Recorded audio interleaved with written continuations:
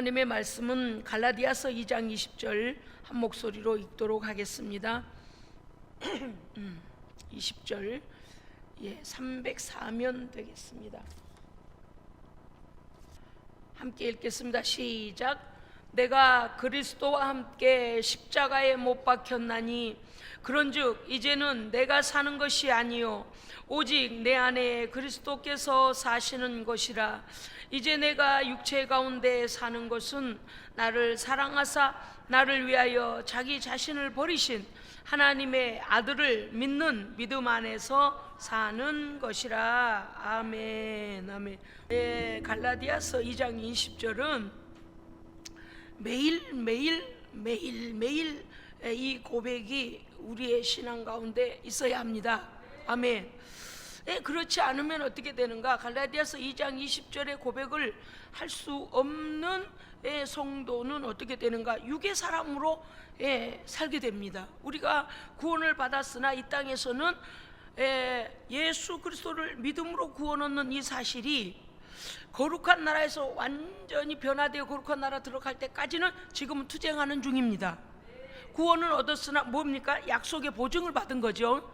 천국의 보증받고 천국의 백성이라는 보증을 받았고 아직은 육안에 우리가 육신 안에 거하고 있기 때문에 육신과 더불어서 이 땅에 거하고 있기 때문에 완전한 구원에 들어갈 때까지는 이 갈라디아서 2장 20절을 계속 고백할 수 있는, 고백하며 사는 삶이어야 합니다.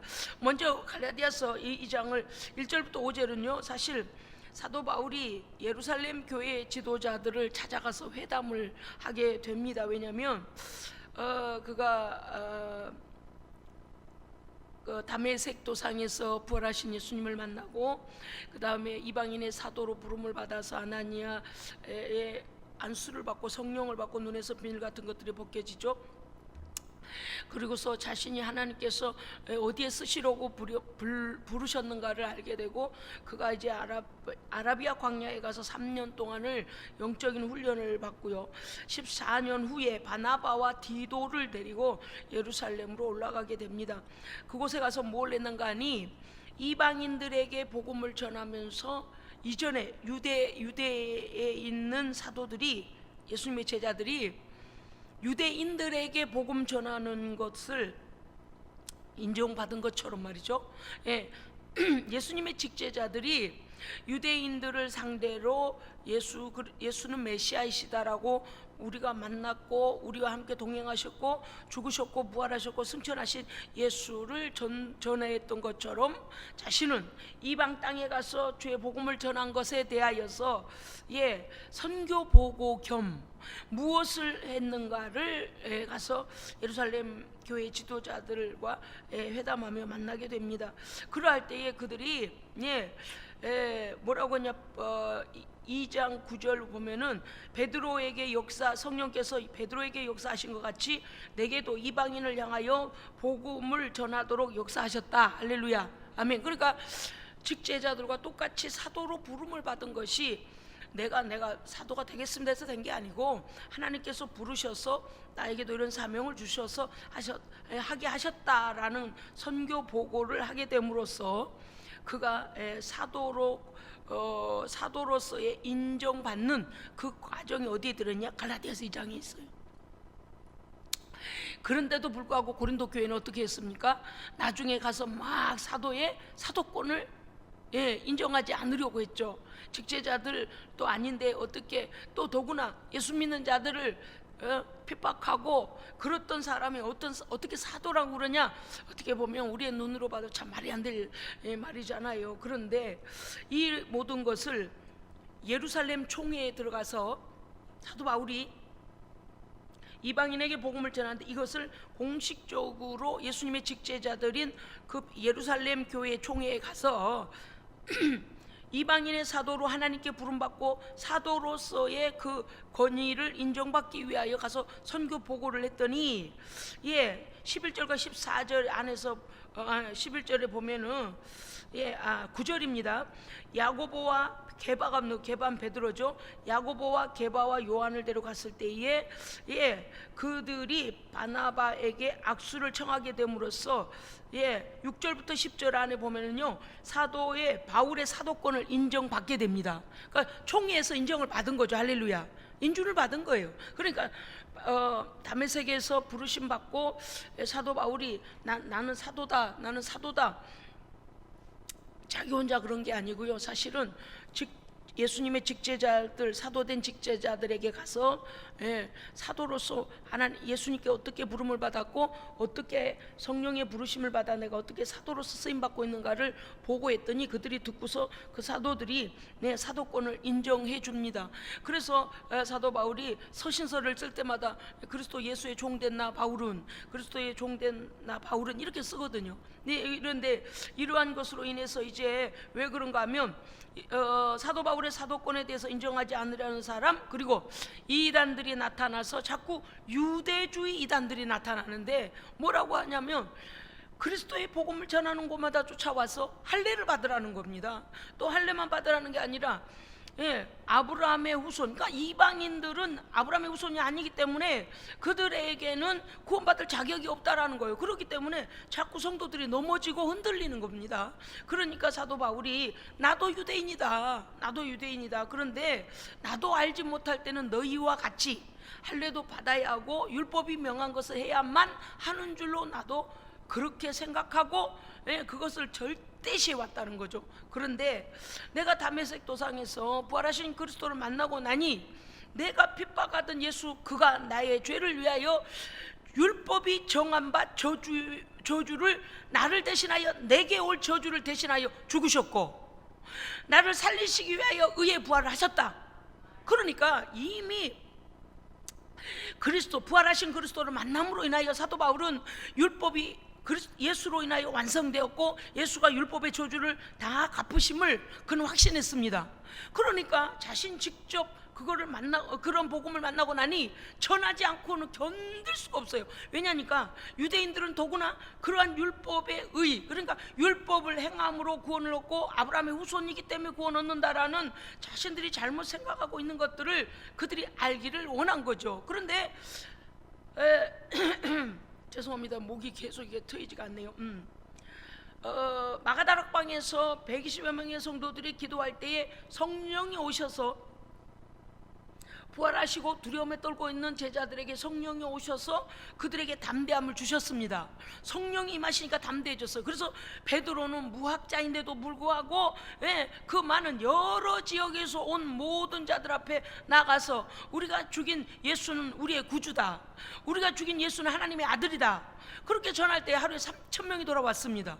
그러니까 성령이 오셔서 이 일을 직접 겪은, 그러니까 예수님의 그 영으로, 예수의 영으로 오신 성령이 임하시면 그들이 권능을 얻는데 무슨 권능을 얻을까요? 예수의 증인되는 권능을 얻습니다. 두렵지가 않는 거예요. 그런데 사도 바울도 그와 같이 그들이 예루살렘에 마가다락방에서 하나님의 영, 예수의 영, 성령을 체험하고 담대히 복음을 유대인들에게 전했던 것처럼 나도 또한 다메섹에서 부활하신 그리스도를 만났고 아나니아가 안수할 때 성령이 내게 오셔서 내 눈에 비닐 같은 것이 떨어지면서 내가 하나님 앞에 훈련을 받고 성령이 내게 임하셔서 이방인의 사도로 부르심을 받았다라는 걸 그들에게 이제 보고할 때에 그 열매를 보고 부르심을 듣고 사도로 인정을 받게 됩니다. 15절부터 20절에 보면요, 바울은 이제 예수 그리스도에 대한 믿음의 우월성을 말하고 있는데 15절을 보겠습니다. 2장 15절입니다. 제가 읽겠습니다. 우리는 본래 유대인이요 이방 죄인은 아니로되. 그러니까 뭐 이방인이 이방인에게 복음을 전하면 내가 그래도 우리가 말을 덜 하겠다. 그런데 유대인으로서, 아브라함의 후손으로서 어떻게 이방인들에게 가서 나사렛 예수가 하나님의 아들이라고 네가 전도를 하느냐, 전파하느냐라고 그들이 아까 말씀드렸죠. 유대인 이방인들, 유대주의자들이죠. 유대주의 이방인들, 이단들이 와서 계속 복음을 받는 갈라디아 교회 성도들을 흔들고 있기 때문에 사도 바울이 다시 그 복음에 대하여서 뭡니까? 변호라는 말이 아니고 변론보다 더 변증하는 거, 변증. 이건 확실한 복음이다. 확실한 복음이다. 그러면서 16절 보면요, 16절 읽어주시기 바랍니다. 시작.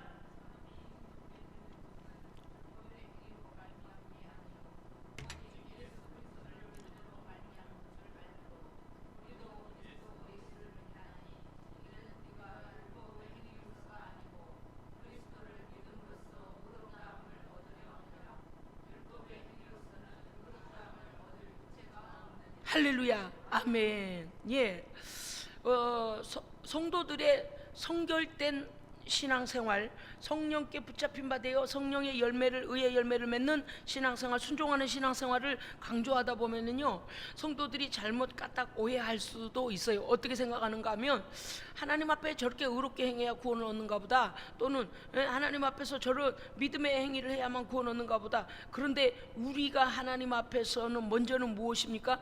죄인됨을 먼저 믿음으로 고백하는 것입니다. 죄인된 그 상태 그대로. 왜냐? 지나온 과거에 대해서는 돌이킬 수 없는 시간이 되어버렸습니다. 그러니까 죄인 되었던 날들 속에서의 죄는 어떻게 해야 돼요? 하나님 앞에 죄인이었음을 고백해야 합니다. 지금도 내 안에 해결되지 않은 죄가 있다면 고백해야 합니다. 고백함으로 어떻게 해야 돼요? 그리스도의, 우리의 율법에 온전하지도 못하거니와 율법을 지키지도 못하지만, 율법은 어떻게 해요? 죄를 정해줘요. 그죠? 율법이 와가지고 뭐래요? 십계명만 보더라도 1계명부터 10계명까지 말씀하실 때 그 말씀에 우리의 과거에 하나님을 만나기 전에 우리의 상태를 비춰보니 다 죄잖아요. 그러니까 율법과 십계명과 율법은 우리를 어떻게 해요? 죄인됨을 보게 하시죠. 그러니까 그러면 지나온 시간 속에서 그렇게 살아왔는데, 하나님을 만나기 전에 우리가 그렇게 살아왔는데, 믿음이 있기 전에 그렇게 살아왔는데 어쩌란 말인가? 그럼 어떻게 해야 돼요? 그 저주 아래 놓인 율법으로 인하여 우리의 저주, 죄를 보게 하고 그 저주를 십자가에 던져버리면 돼요.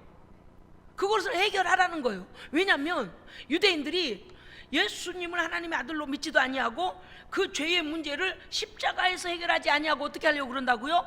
자기가 날마다 의롭게 열심히 노력해서 하나님의 백성으로서 구원을 얻으려고 한다는 거. 그러나 인간의 행위로서는요, 구원받을 자가 없습니다.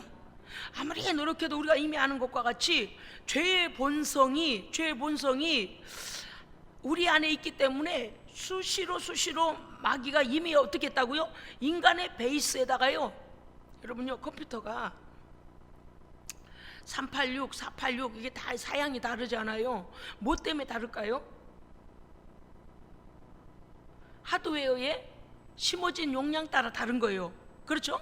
그러니까 이 뭡니까? 요즘은 뭐 CPU가 뭐 다르면 또 뭐 이 용량들이 다 다르고 뭐 그러잖아요. 그러면은 우리 안에 이 베이스가 뭐냐? 하드웨어의 원래 기본 베이스가 뭐냐면, 하나님을 대적하고 하나님을 떠나고 마귀의 종된 것이 우리의 베이스에 깔려버린 거예요. 컴퓨터에는 앱을 깐다 그러잖아요. 이불이 아니라 앱이요. 자, 좋으실까봐 제가 농담 좀 한 거예요. 컴퓨터는 앱을 깔아야 컴퓨터잖아요. 껍데기만 컴퓨터 모양 갖다 놓은 컴퓨터 아니잖아요. 그렇죠? 예. 앱이 깔려야 컴퓨터가 돼요. 컴퓨터, 뭔지 아시죠? 그런데 우리 인간 안에 앱이 깔렸는데 무슨 앱이 깔렸어요? 죄의 마귀의 앱이, 거짓의 앱이 깔려. 컴퓨터는 앱이 깔리고 우리는 거짓의 앱이가 깔려 있는 거예요. 이거 좋건데 못 알아들으셨나? 웃어주시면 좋겠네. 그러니까 성경에 뭐라고 했어요? 너희는 거짓의 앱이 마귀로부터 났나니 그러잖아요. 왜 그래요? 하나님의 말씀을 어기고 생명의 그 선악과를 먹음으로써 생명의 땅에서 쫓겨나서 이미 우리 베이스에 하나님을 대적하고 말씀을 반항하고 마귀를 따르고자 하는 거짓의 애비가 그냥 깔려 있다니까요. 그걸 우리는 죄의 본성이라고 그래요. 신학적인 용어로 죄의 본성. 이제 싸우는 사람인데 충청도 출생인가? 거짓에 애비가 깔려 있다니까요. 컴퓨터 앱이 깔린 게 아니라 거짓에 애비가 깔려 있어서 맨날 뭐래요? 우리한테 거짓만 가르쳐줘요. 어떻게 하면 하나님께 대항할 것인가? 어떻게 하면 하나님의 마음을 괴롭힐 것인가? 어떻게 하면 절대적으로 예수를 안 믿을 것인가? 어떻게 하면 지옥으로 직행할 것인가? 어떻게 하면 사기칠 것인가? 어떻게 하면은 탐욕을 부리고 오전에 나온 우상숭배 제약들 있잖아요. 하여간 이 거짓의 애비가 우리 안에 딱 깔려져 가지고요, 생각 속에 마음반에 다 보고 배운 게 그거밖에 없어요. 그래서 우리 안에 있는 죄의 그 본성이 하나님을 찾는 게 아니라 하나님을 대적합니다. 그런데 유대인들이 하나님의 말씀의 이 율법을 알고 있으니, 야, 이렇게 돼서 큰일 나겠다. 율법을 보니까 어때요? 막 다 지적하는데 다 죄거든요. 야, 이거 죄네. 그런데 양의 피로 1년에 한 번씩 대속죄일에 속죄함을 받는 유효기간 1년밖에 안 되잖아요. 매년마다 다시 또 대속죄일에 양을 다시 잡아서 속죄의 제물로 하나님께 그 피로 죄사함을 받잖아요. 그런데 그 모든 구약의 말씀이 예수 그리스도의 십자가의 죽으심으로 끝났는데도 불구하고 유대인들은 여전히 뭐 하려고 그래요? 자기의 행위로 구원을 얻으려는 거예요. 그러니까 뭐래요? 우리는 구별받은 자다. 그래서 할례를 행하자는 거예요. 할례를, 믿음의 표식을 내자는 거예요. 아브라함의 후손이기 때문에 뭐냐? 그들이 하고자 하는 게 무엇이었는가 하면 이방인들, 하나님이 선택하지 않은 저들과 이스라엘을 제외한 모든 열방의 이방인들하고 우리는 구별된 아브라함의 후손이다. 그래서 우리는 하나님의 백성으로 선택을 받았다라는 것을 표식을 내자는 거예요.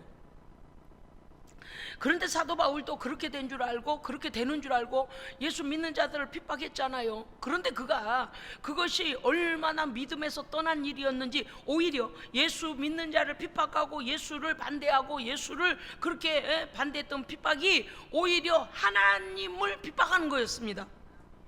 왜냐? 본성이 하나님과 같으시고요, 본체이시고 하나님의 보내신 자이시고, 할렐루야, 하나님의 아들이시고 우리의 구원을 위해서 오신 분인데, 오히려 하나님께서 보내신 구원의 선물인 걸 알지 못하고 그 예수를 죽여야만 하나님을 위해 준다고 생각했으니, 유대인들이 꼭 자기 같은 그런 아주 잘못된 생각을 갖고 와서 지금 뭐예요? 갈라디아 성도들을 막 흔들고 있는 거예요.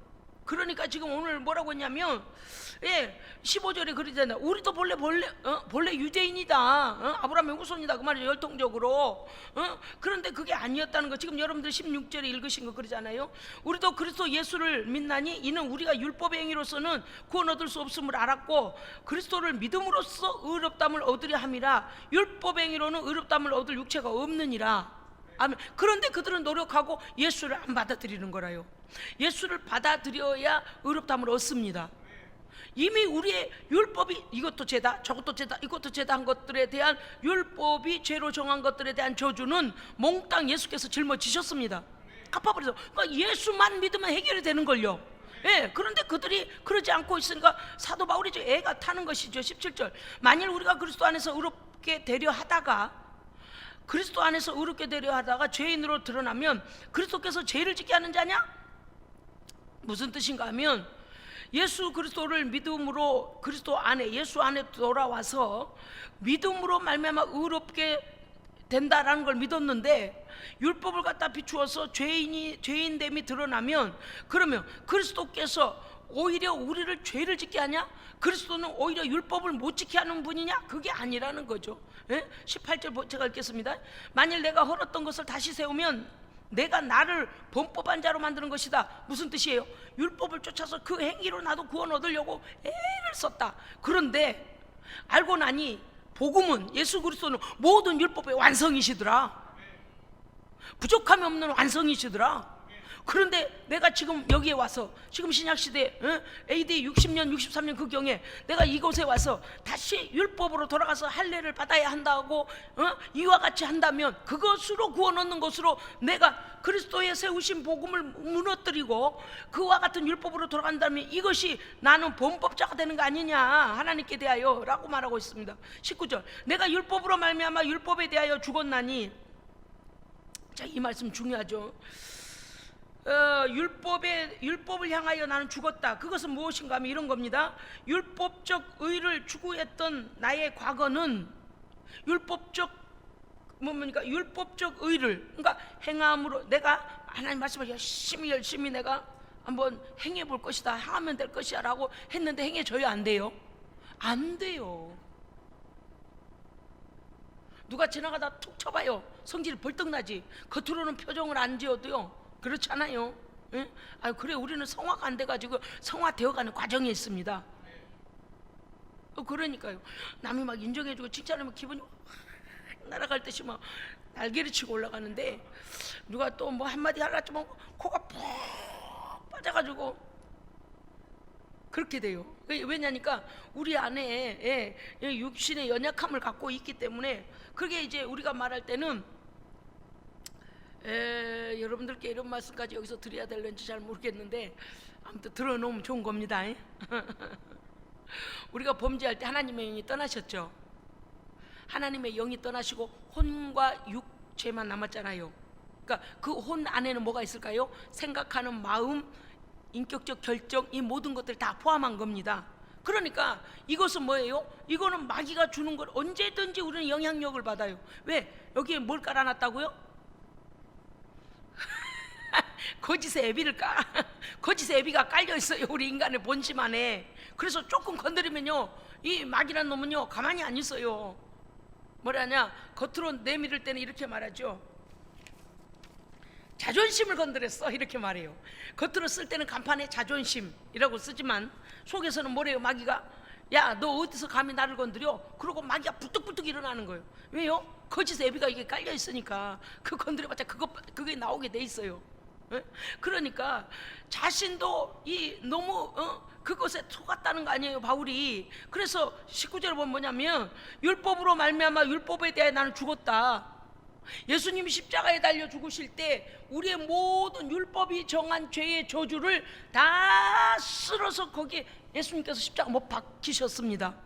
죽으셨어요. 그러니까 율법을 우리한테 갖다 대면서, 야, 너 이거 죄야, 너 이거 죄야, 그렇게 우리에게 만약에 하나하나 낱낱이 가고 오면 우리 어떻게 하면 될까요? 예수님께서 나를 위해서 이미 채찍에 맞으셨고 나를 위해 피 흘리셨어, 그 값을 냈어라고 주장해야 돼요. 확실히 믿고 주장해야 됩니다. 그런데 우리가 멈칫멈칫하면서, 그래, 그게 그랬지, 맞아, 나도 그런 죄 지었어, 그러고 있으면 안 돼요. 그러니까 믿음을 확신해야 되는 것이 중요하고요. 그다음 마귀가 우리를 정죄하려고 할 때, 맞아, 난 죄인이야, 거기까지만 되면 안 돼요. 그 다음 어떻게 해야 돼요? 그러나 죄와 저주를 예수께서 감당해 주셨어. 그래서 성령 안에 의로 살아나야 됩니다. 오늘 19절 잘 읽어보세요. 자, 19절 다 함께 읽읍시다. 갈라디아서 2장 19절 시작. 내가 율법으로 말미암아 율법에 대하여 죽었나니 이는 하나님에 대하여 살려 함이라. 아멘. 자, 예수님께서 우리의 죄를, 우리의 저주를 완전히 감당하신 거 믿으십니까? 그럼 죽는 자리에서 끝나는 게 아니고 어떻게 돼야 돼요? 예수 그리스도의 의의 부활하심을 입어야 됩니다. 그래서 우리는 하나님 안에서 살아나야 됩니다. 그래서 예수 그리스도의 새 생명으로 우리는 거듭난 것입니다. 오늘 그 얘기를 하는 거예요. 예수 그리스도 안에서 너는 영생하는 그리스도의 새 생명이 네 안에 들어와서 네가 믿을 때에 그리스도의 생명으로 하나님에 대하여 살게 된 것에 대해 의심하지 말라는 것입니다. 그렇기 때문에 지금 와서 할례를 받는다든지 그런 율법을 지켜야 한다든지 구약의 제사를 해야 된다, 이것이 우리에겐 다시 필요치 않습니다. 이제는 어때요? 20절에 이 말씀이에요. 20절. 자, 우리 함께 읽읍시다. 시작. 내가 그리스도와 함께 십자가에 못 박혔나니. 아멘. 여기까지만요. 여러분, 예수께서 십자가에 못 박혀 죽으신 건 누구 때문입니까? 나 때문이고 우리 때문이죠. 우리의 죄와 허물 때문이죠. 율법이 죄로 정한 것들을 우리가 지키지 못한 것 때문이죠. 우리는 알지 못하여 거짓의 애비가 여기 깔려가지고 거짓의 애비가 여기다 갖다가 바닥에다 사상을 넣어가지고 거짓의 사상을 넣어놔서 그 거짓된 사상에 마귀를 쫓아가던 그 모든 죄를 예수님이 율법의 저주를 갚으셨습니다. 누가 와서라도 우리한테 너희 이거 죄잖아 저거 죄잖아 할 때 말을, 마귀 와서 특별히 마귀가 더 그래요. 뭐래요? 우리를 정죄해요. 야, 너 이런 죄 지었잖아, 너 이런 죄. 여러분들 가끔 기도하다 그런 거 혹시 없어요? 한참 기도하고 있는데 마귀가 와가지고 그렇게 해요. 야, 너 그 죄 생각나잖아, 너만 아는 그 죄 있잖아. 그럼 어때요? 맞아, 그 죄가 어떻게 됐을까? 그러니까 한 3분의 1은 용서받고 3분의 2는 남았을까? 혹시 여러분 그러세요? 아니면 맞아, 그 죄 생각하면 지금도 막 그거 어떻게 해야 돼요? 나사렛 예수의 이름으로 명하노니 나를 정죄하는 더러운 영아 떠나갈지어다.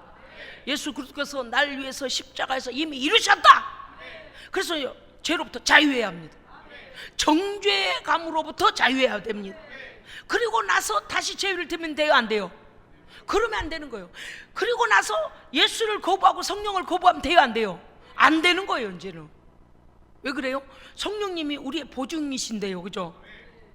내가 하나님의 사람으로 거듭난 성령님이 보증이신데 보증 문서를 찢어버려? 보증 문서를 갖다가 외면해버려? 그러면 이게 어떻게 되겠어요? 그 사람이 바로 성령을 해방하는 사람이에요. 성령님은 우리의 구원을 보증하시는 분이고 인치시는 분이고 인도하시는 분이기 때문에 성령을 해방하면 안 됩니다. 하여간 죽거나 살거나 죄를 지었거나 실수했거나 성령님 붙들고 가야 돼요. 이제요. 예. 영의 시대예요. 영의 시대. 예. 예수의 영이 곧 성령님이시고 하나님의 영이 성령님이십니다. 그러기 때문에 삼위일체, 그 삼위이신 성령님이 우리 안에 계셔서 우리의 구원의 확증을 주시는 거예요.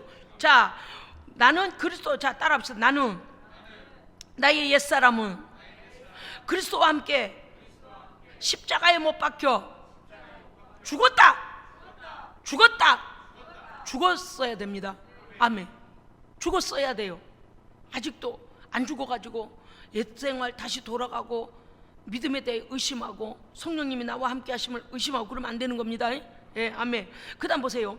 그런즉 십자가에 이미 못 박혔어요. 내 과거가, 내 죄가 그리스도께서 나를 위해 하신 거니까 나도 나의 옛사람이 죽은 거잖아요. 그런즉 이제는 내가 사는 것이 아니요 이제는 우리는 뭘로 산다고 그랬어요? 그렇죠. 오직 내 안에, 보세요, 나의 내면에 아까는 어떻게 됐다고요? 죄의 애비가, 거짓의 애비가 우리한테 앱을 깔았어. 머리에도 깔고 심령에도 깔고 죄만 짓도록. 그런데 어떻게 돼요? 그리스도 안에서의 의의 새 생명으로 거듭났습니다. 바탕이 바뀌었다 그 말이에요. 그런데 행위를 따라가, 왜? 아까도 말씀드렸습니다. 우리의 혼과 육체는 아직 이 땅에 살고 있기 때문에 언제든지 죄의 유혹은 받을 수 있어요. 그죠? 그런데 유혹을 받는다 하여 죄를 범하면 안 됩니다. 왜 그럴까요? 다시 하나님의 사람으로 태어났습니다. 예수의 피로 태어났습니다. 그러면 새 생명인 거예요. 새 생명. 자 보십시다. 이제는 내가 사는 것이 아니요 오직 내 안에 그리스도께서 사시는 것이라. 믿으십니까? 아멘. 가끔 왜 여러분들 그럴 때 있잖아요. 내가 하나님의 사람으로 이렇게 사는 거 맞는가? 하나님의 사람으로 이래도 될까? 아니, 어떤 경우는 이러잖아요. 가만히 있어봐. 세상은 그렇게 흘러가고 유행은 이렇게 흘러가는데 하나님의 사람은 어떻게 살아야 되지? 예수 피값의 사람은 어떻게 살아야 되지? 성령님이 지금 나를 보고 계시고 지금 나와 함께 하시고 내가 어떤 마음을 먹는지 어떤 결정을 하는지를 보고 계시는데 나는 그럼 어떻게 해야 될까? 주님이시라면 어떻게 하실까? 그런 생각 여러분 하시죠? 그게 옳은 거예요. 그게 옳은 거. 왜냐하면 그리스도께서 내 안에 계시는 거예요. 성령으로 계시는 거예요. 말씀으로 계시는 거예요. 그러니까 내 안에 사는 이, 내 안에 그리스도께서 사시는 것이라. 그럴 때 이제 내가 이 땅에서의 육체를 가지고 사는 이유는 왜 산다고요? 나를 사랑하시되 나를 위하여 자신을 버려주신 하나님의 아들을 믿는 믿음에서 사는 것입니다. 제가 이렇게 해놨어요. 하나님을 향하여 살려는 것이라. 이거는 죄의 무거운 짐을 나를 위해 대신 져주시고 그 저주와 죽음을 대신 죽어주신 예수 그리스도께 내 짐은, 죄의 짐을 맡기고 그를 믿음으로써 하나님의 아들을 통해 주시는 의의 새 생명과 하늘의 평강과 기쁨을 누리며 살기를 원한다는 선포입니다. 아멘. 차원이 다른 거. 차원이 다른. 죄를 지을까봐 발발발 떠는 게 아니고 이 죄를 주는 놈이 우리에게 와가지고 자꾸 이렇게 우리의 혼적인 부분을 터치를 하면서 야 이게 즐겁지 않아? 야 이게 옳지 않아? 오전에 말씀드렸잖아요. 컴퓨터 언어학 그 교수하고 그 아들이 그날 컴퓨터를 쳐가지고 오늘 우리 지역 날씨가 어떠하며 우리 집 앞에 있는 이 지역 호수, 그 호수에 사람이 들어가서 놀 만큼 되냐고 물었다는 거. 컴퓨터에다 물으니까 컴퓨터가 오늘 그렇게 해도 좋은 날씨다. 그래서 꽁꽁 얼었으니까 놀으라는 거 아니요. 그러니까 아들이 안 돌아오는데 그 아버지 마음이 막 불안해지기 시작하면서 컴퓨터가 거짓말할 리가 없어. 컴퓨터가 잘못될 일이 없어. 컴퓨터가 잘못된 결론을 내릴 리가 없어. 컴퓨터 누가 만들어요? 사람이 만들어요. 사람이 만든 걸 사람이 우상화시켜 버리는 거라. 사람이 데이터를 갖고 만들어 놓고. 그런데 그 아버지가 느낀 게 뭐였냐면, 그 본인이 보는 상황 속에서 이건 컴퓨터가 할 수 없는 일이 일어났잖아요. 막 그릇이 갑자기 깨지고 뭔가가 보이지 않는 영적 세계에서의 어떤 사인들이 오고 있음을 그 아버지도 한 거예요. 이게 뭐지? 이게 뭐지? 그 불안함이 막 엄습해 왔어요. 왜 그랬을까요? 그 아들이 호수로 들어가기 위하여 호수길을 걸을 때. 그러니까 이 컴퓨터가 대답을 해주는 것만 믿고 그것이 신이 돼버리고, 자신에게 우리의 혼과 영을 만지시는 하나님의 존재하심을 믿지 않다가, 이성 그 컴퓨터만 믿다가 그 모든 불안함이 왜 왔는가에 대해 이제 그가 조금씩 깨닫잖아. 그러고 나서 컴퓨터가 그럴 리가 없어. 그런데 동네 사람들은 벌써 호수에서 사람이 죽었대, 호수에서 사고가 났어, 얼음이 깨졌어, 소리 지르고 사람들이 난리가 난 소리가 자기 귀에 들리는 거. 우리가요, 이 악한 마귀가 우리에게 예수가 너를 위해 죽었다고? 너를 위해 어떻게 죽은 거 너 봤어? 너 지금 확신해? 라고 우리에게 의심을 줄 때에 과감하게 끊어내야 됩니다.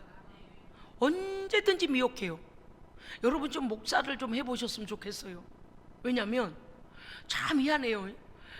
그게 사람들이 볼 때는 한번 믿으면 그 사람 그 믿음으로 잘 나갈 것 같잖아요. 그러지가 않아요. 예배 소홀히 하고요, 기도 소홀히 하고요, 하나님과 멀어지고 성령과 멀어지면요, 희한하리만큼, 시한이 아니에요, 희한이에요. 희한하리만큼 믿음도 떨어져요. 그래요, 그렇지 않아요? 보고 계시죠? 왜 그럴까요? 이 악한 마귀들이요, 죄의 거짓의 애비를 깔아놔갖고 그 애비가요 끄는 대로 가는 거예요. 성령 안에 깨어있지 않으면 언제든지 우리의 혼적인 부분들을 마귀가 침범합니다. 믿음 떨어져요. 참 희한해요. 그래서 오늘 우리가 오히려 뭐 코로나는 어쩌네 난리를 해도 예배를 사모하고 예배 드려야 합니다.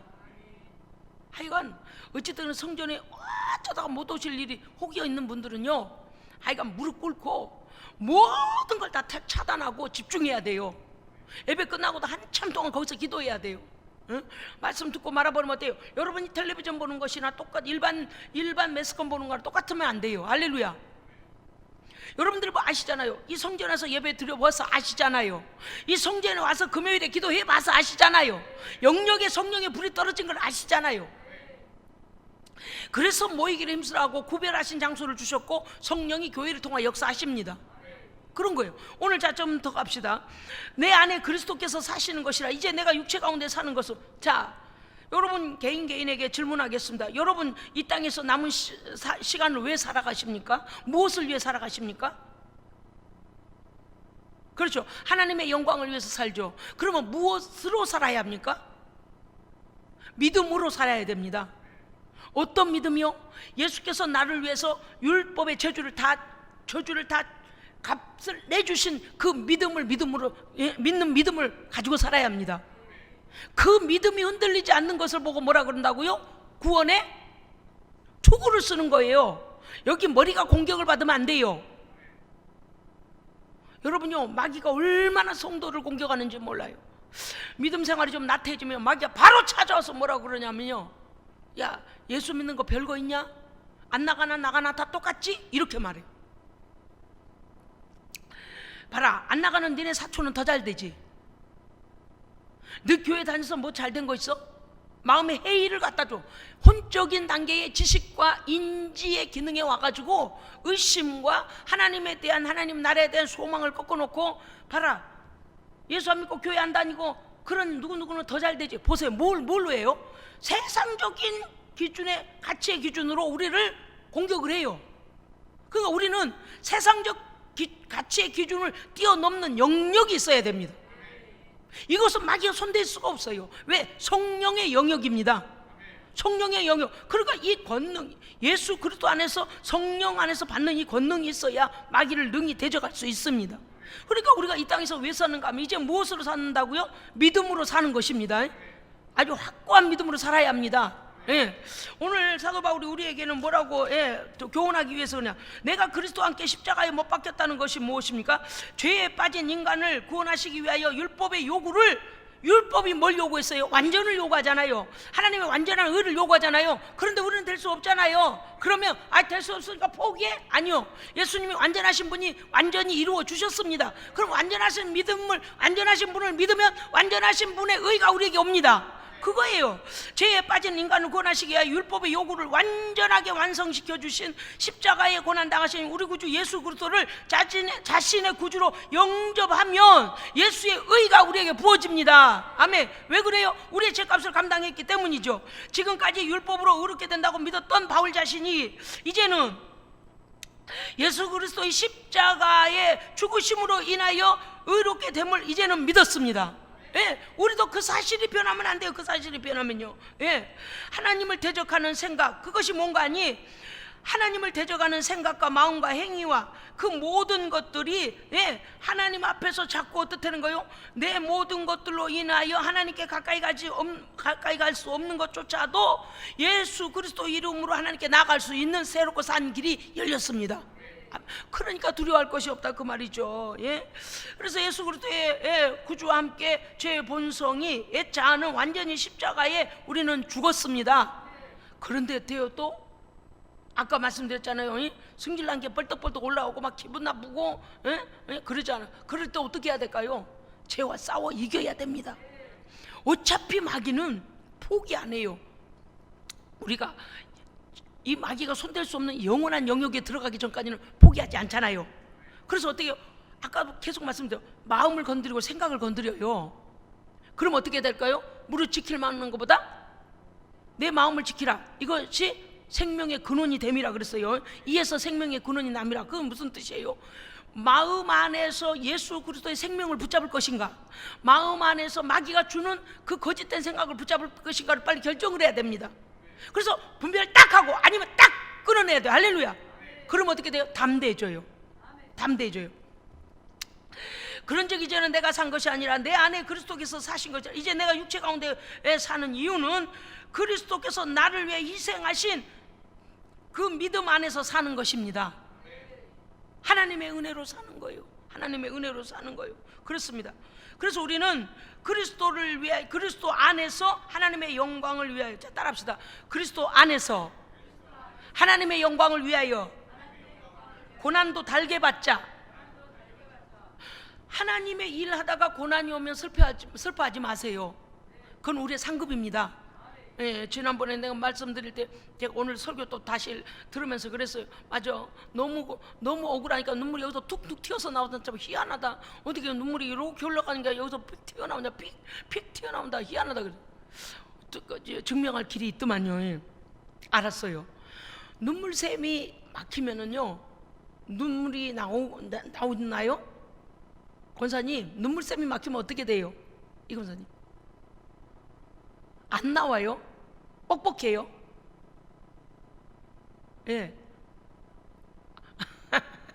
제가 우리 권사님, 그 나기영 권사님이요, 저보고 순천대학병원을 가자고 그러셔요. 그래서 왜 그러십니까 어머니 그랬더니 내가 눈물샘이 막힌 것 같다. 엄청 아프답니다. 그거 뚫르는데. 근데 뭐라고 말씀하시면 이만한 주사기로 갖다가 막 집어넣으면 죽을 것 같아도 그 뚫고 나면 한동안 괜찮다 그러셨거든요. 늘 손수건을 들고 다니시면서 눈물이 주룩주룩 흐르신다 그래요. 그러니까 눈물이 아마 눈물샘을 통해서 어떻게 돼야 되는데 아마 이게 다른 데로 흘러나가는지 그건 모르겠어요. 항상 손수건을 갖고 다니면서 아이고 눈물샘을 뚫으러 가야 될 텐데 그 눈물샘을 뚫을 때 주사기를 집어넣으면요 그 물 같은 걸 넣잖아요. 그러면 눈물샘에서 물이 요렇게 솟는데요. 요렇게 뚫어졌다는 증거라 그래요.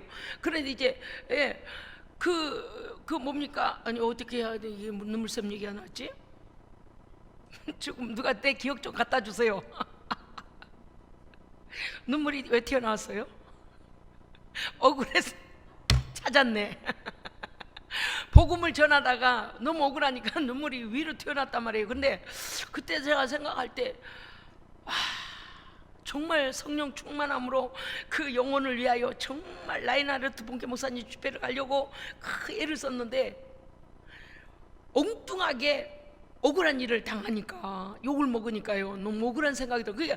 그때 이제 어떤 생각이 들었냐면 내 혼적인 단계가 마귀로부터 공격을 받는구나. 그분이 그 남편분이 막 심하게 저한테 핍박을 하고 그 복음으로 인하여 핍박받는데 당장은 실제적으로 제가 당하고 있으니까요 예수를 욕한다 이렇게 보는 게 아니라 나를 공격한다 이렇게 느껴지니까 제가 너무너무 서러웠거든요. 막 억울하고 막 분노도 나고 화도 나고. 그런데 이제 대항하고 싶지는 않았어요. 왜냐하면 바른 일 해야 되는 걸 알았기 때문에요. 그런데 이렇게 예수를 믿다가 우리에게 오는 고난도 우리는 달게 받을 수 있습니다. 있어요. 여러분요 지금까지 인생 살면서 예수 믿다가 욕먹고 예수 믿다 반대당하고 예수 믿다 핍박당하고 예수 믿다 별소리 다 받았잖아요. 그것은 우리가 우리의 믿음이 확실하다는 증거입니다. 믿음으로 살려고 하면요 어떤 경우는요 믿음이 아예 없는 사람도 핍박을 해요. 불신자도 핍박. 그런데요 더 이게 화가 난단 말은 못하겠고 더 참 어이가 없는 게 뭔가 하면 같이 믿는 사람들이 핍박을 할 때 물론 믿음의 깊이가 되지 않고 한 성령 안에 말이 통하지 않으니까 자기 수준에서 말하겠죠. 그런데 뭘 그렇게까지 해야 되냐고. 말을 해도 전혀 못 알아먹고 육신의 말만 하고 있는 소위 성전들을 밟고 왔다 갔다 하면서 그런 사람이 핍박할 때 보면 어때요? 어이가 없어.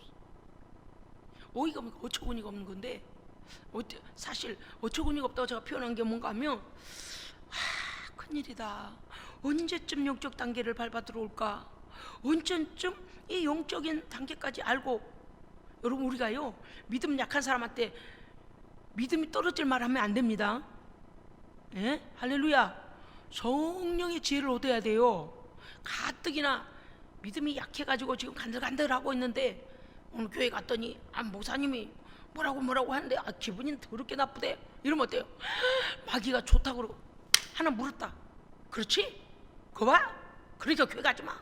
그거 봐. 막 이렇게 돼요. 이때 믿음을 지금 놓으려고 마귀가 막 공격하고 있는데 거기다가 그냥 기름을 뿌린 격이 돼버려요. 그러면 그 사람이요 그게 바로 뭐냐면 형제의 목에 소자의 목에 연자맷돌을 달려갖고 물에다 집어넣은 거와 똑같다 그랬어요. 왜요? 그 사람이 실족하게 되잖아요.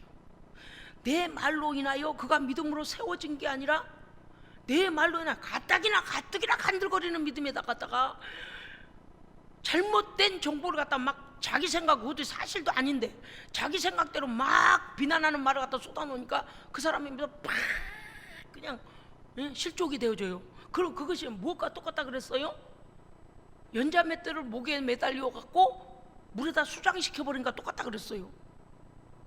그래서 제가 조금 그러잖아요.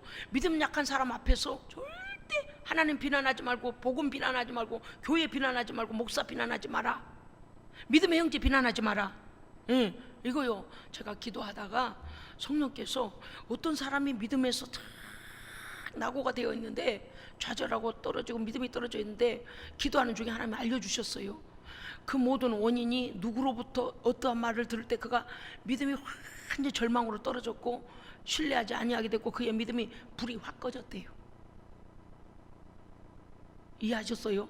그래서 우리가 말 한마디도 그 사람의 믿음을 살릴 수 있는 말을 해야 됩니다. 말 한마디도 성령님이 기뻐하실 말을 해야 됩니다. 그것이 뭐냐? 그리스도와 함께 사는 삶입니다. 나의 육신의 모든 생각과 이 거짓의 애비가 내게 깔아놓은 모든 애비 거짓의 앱을 완전히 차단하고 할렐루야 성령의 인도함을 받아 하나님 기뻐하시는 영광을 드러내는 거예요. 그것이 뭐라고요? 그리스도와 함께 사는 삶이에요. 그 삶이 드러나야지. 그러니까 기도하면요 제가 참 바보 같아도 성령님은요 참 세밀하세요. 기도하면은요 어때 이렇게 길로 이렇게 해서 어떻게 해서 이 원인이 이렇게 왔고 그 지금 이런 상태이고, 어떤 경우는요 얼마 동안 보이지 않는 성도들요 그가 혼잣말로 어디서 중얼거려 가며 하나님을 원망하는 소리, 목사를 원망하는 소리, 목사 미워라 하는 소리까지도 성령 기도하면은요 마음 다 읽게 해요. 그러면요 상처받아요. 목사가 기도하다가 상처받아요. 그랬구나, 뒤에서 내 욕을 이렇게 하고 하나님의 종을 저렇게 비웃고 교회를 저렇게 하고, 특히 원래 그래요. 마귀는 원래 주의 종 넘어뜨리면 양들이 흩어지기 때문에 목자를 치려고 하거든요.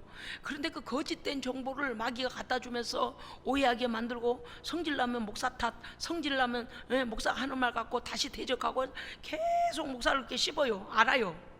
저는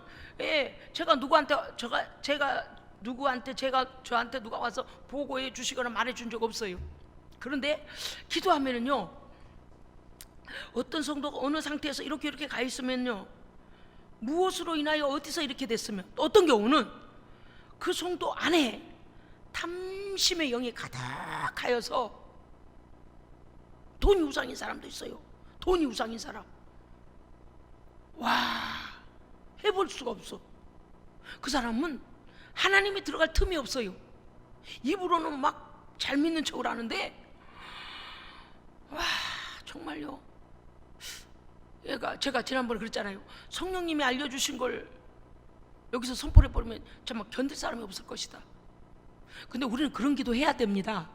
그런 기도 해야 돼요. 왜냐하면 하나님 앞에 진실된 중보자가 되기 위해서예요. 그리고 우리의 믿음이 성숙해 가기 위해서예요. 왜냐하면 하나님은 우리 한 사람 한 사람을 인격적으로 대해 주십니다. 그래서 보이는 데서 죄를 다 드러내시지 않아요. 왜? 그 죄가 드러나기 전에 빨리 하나님 앞에 와서 회개하라는 거죠. 해결해 버리라는 거예요. 해결하면 어때요? 드러내시지 않아요. 그죠? 예, 그런 거예요. 그러니까 인격적인 하나님이신지라 우리를 인격적으로 불러서 하나님이 용서해 주시고 깨끗게 해주시길 원하십니다. 그런데도 불구하고 하나님을 계속 대적하고 그러면 어때요? 세상 사람들한테 밟히는 일이 일어나요. 그리고 어때요? 부끄러움을 당할 일이, 수치를 당할 일이 일어난다니까요. 그러니까 하나님은 인격이십니다. 여러분, 그래서요 우리가 얼마나 감사한지 알 수가 없어요. 왜냐하면 우리가 하나님 앞에 묵상으로 기도하든 통성으로 기도하든 방언으로 기도하든 회개하여 기도하면 하나님은 다 들으십니다.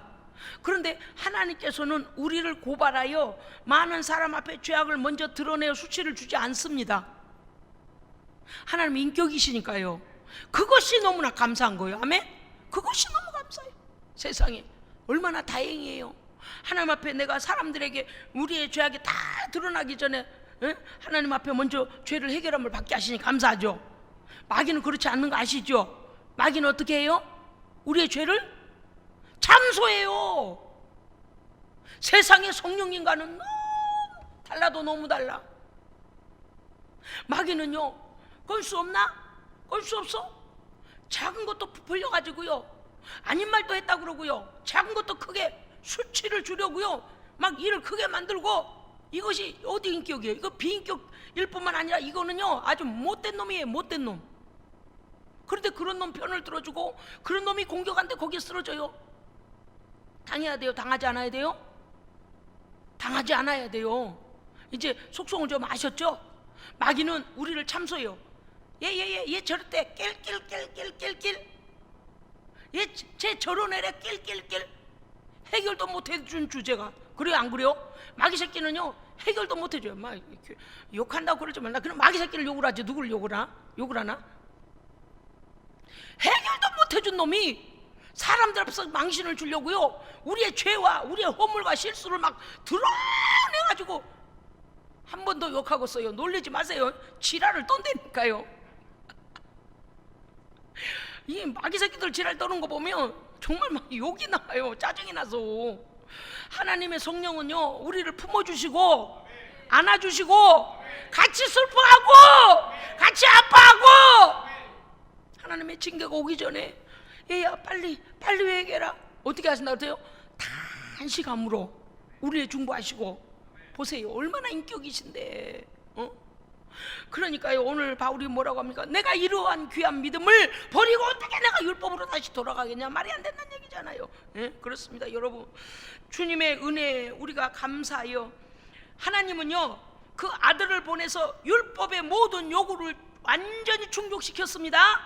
아멘. 우리의 죄는 예수의 피로 말미암아 정결케 되었습니다. 아멘. 그 이후에 우리가 범죄한 죄 또한 어떻게 해요? 성령께서 인격이시기 때문에 하나님 앞에 먼저 나와 죄의 해결을 받기를 원하십니다. 그게 회개예요.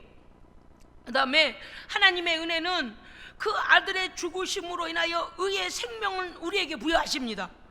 그러니까 이게 돈으로 따져 죽었어요, 충성으로 따져 죽었어요, 뭘로 따져 주겠어요? 저주는 아들에게 퍼부으고 의는 우리에게 주시고. 예수 부인하면 안 돼요. 우리는 그리스도의 의로 천국 시민권자이며 하나님의 법을 기쁨으로 지키는 겁니다. 율법을 안 지키면 죽을까봐 그런 게 아니고 지금은 어때요? 기쁨으로 감사함으로 자발적 순종이 일어나는 거예요. 자발적 순종이 일어나는, 우리 예수님의 교회가 살아있음을 믿습니다. 하나님의 성령의 역사하심을 믿습니다. 세상에 어느 교회가 요새 날에 하나님의 교회 얼마 해라 그런다고 해요? 성령이 함께 하시니까 우리를 돕는 손길들이 일어나고요, 우리를 위하여 중보하는 교회들이 일어나고요. 아멘. 우리 성도들마다 어때요? 모든 잃어버린 걸 지금 되찾고 있습니다. 첫째, 믿음을 되찾아야 되죠. 성령 충만 되찾아야 되죠. 자, 먼저 그의 나라와 의를 구하면 뭘 더 주신다? 그 모든 게 뭐예요? 그렇죠, 여러분이 좋아하는 돈, 성공, 명예 다 회복됩니다. 그거 그냥 보너스예요. 우리는 그게 목적이 아니에요. 그런데 주신 것까지 말도 못하는 사람은 아니잖아요. 뭔지 아시겠어요? 주셨는데 주셨다고 하나님께 하나님을 자랑하는 거잖아요. 그게 간증이잖아요. 그러니까요, 제가 오늘요 뭐를 잘못 봐가지고 세상에 또 100만 원 헌금이 들어왔는 걸 내가 그 1000만 원인 줄 알고, 뭐 이제 지난주에 하나님께 드렸는데 이거 또 봉투를 또 올렸네 그랬더니 오전사가 그래요. 목사님, 그거는 1000만 원짜리 아니고 100만 원짜리인데요. 가만 생각해 보니까 100만 원을 또 보냈어. 그 사랑하는 그 성도에게 놀라운 하나님의 역사가 일어날 줄로 믿습니다. 왜요? 우리는 복음 전하여 주의 일하고 나니까 금방 상급이 온 게 아니라 어땠다고요? 핍박과 감옥에 가서 착고에 채워지고 몽댕이로 두들겨 맞고 감옥에 두들겨 맞고 들어갔어요. 그냥 들어간 게 아니고 실컷 두들겨 맞고 거기 그 감옥에, 지하 감옥에 갇혔잖아요. 자, 그런데 실망해요, 안 해요? 안 해요. 찬송하고 기도하고 더 감사해 버렸어요. 이것만 증거라 그랬잖아요. 그 믿음이 증거가 됨으로 이렇게 됐잖아요. 그러니까 나는 설교를 제대로 할 수 있어. 너무 감사해요. 예수님의 교회가 만약에 목사님이 설교한 것마다 태클을 잡고, 목사님 돈 얘기는 그만하세요, 목사님 그런 얘기는 이제 그만하세요, 만약에 나한테 그랬더라면 이게 목회인가 이건 뭔가 이거 이럴 텐데, 우리는 걸릴 게 없잖아요. 할렐루야.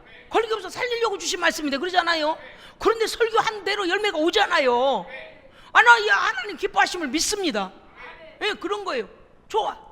그 너희들은 나를 감옥에다 쳐놓고 드디어 패가지고 지하에다 갖다 놓고 그 난리를 쳐도 이제는 어쨌든 거 하나님 아버지 더 감사합니다. 더 이제 어떻게 해요? 이 두 번째 증거물이 되어져서, 확증의 믿음의 증거물이 되어져서 하나님께서 응답하실 일만 남았습니다. 기도하고 드리고 기도하고 순종했어요. 그런데 우리가 믿음으로 갔는데 성령님이 역사하시는 줄 믿습니다. 우리가 그러한 믿음의 비전을 가지고 날마다 걸어가는 겁니다. 세상 사람은 이 비밀을 몰라요. 알거나 말거나 그렇잖아요. 맛본 사람만이 알잖아요. 할렐루야. 아멘. 갈라디아서 5장 24절 보면 예수 그리스도의 사람들은 육체와 함께 자신의 정욕과 탐심을 십자가에 못 박았느니라. 아멘. 그런데도 또 일어나요, 안 일어나요? 일어나요. 이 속에서 마귀가 계속 우리 혼적 단계를 공격한다니까요. 그럴 때는 어떻게 하라고요? 죄의 본성을 완전히 뛰어넘어 영으로 제압해야 돼요. 성령으로 끊어내야 돼요. 말씀으로 공격해버려야 돼요. 그래서 방어의 최대의 무기는 공격입니다. 예수 이름으로 공격해버려요. 그 다음에 3장 11절 의인은 믿음으로 말미암아 살리라. 뭡니까? 내 공로가 아니고 하나님께서 주시는 믿음 안에서 사는 것입니다. 예, 구원도 믿음으로, 삶의 모든 영적인 전쟁도 믿음으로 이기는 것입니다. 자, 이 시간에는 갈라디아서 2장 25, 26절 함께 읽겠습니다. 갈라디아서 2장 25절, 26절, 아니 3장이에요. 25절 2장 없어요. 여러분이 조시나 안 조시나 봤어요. 갈라디아서 2장 25, 26 함께 읽읍시다. 3장 같죠? 3장이라고 그랬죠? 시작.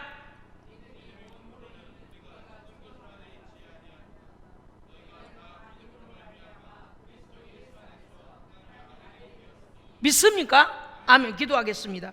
하나님 아버지 감사드립니다. 예수께 하나님의 아들 예수의 피로 거룩함 받은 우리도 하나님의 자녀 되었습니다. 이제는 우리의 맏형이 그 거룩함을 우리 안에 성령으로 의의 열매 주셨으니 거듭난 자의 삶을 살게 하여 주시옵소서.